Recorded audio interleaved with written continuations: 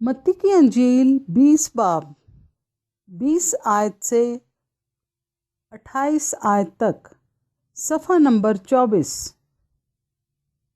ایک ماں کی التجا۔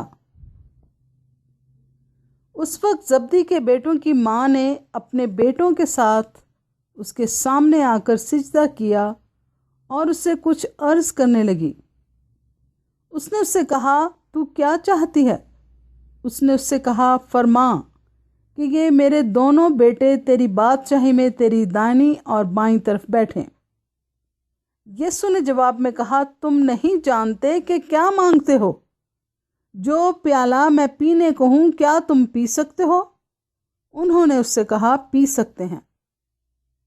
اس نے ان سے کہا، میرا پیالہ تو پیو گے، لیکن اپنے دائیں بائیں کسی کو بٹھانا میرا کام نہیں، مگر جن کے لیے میرے باپ کی طرف سے تیار کیا گیا انہی کے لیے ہے۔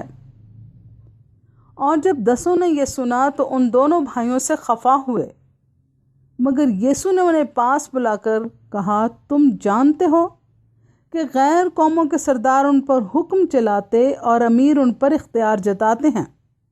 تم میں ایسا نہ ہوگا، بلکہ جو تم میں بڑا ہونا چاہے وہ تمہارا خادم بنے، اور جو تم میں اول ہونا چاہے وہ تمہارا غلام بنے۔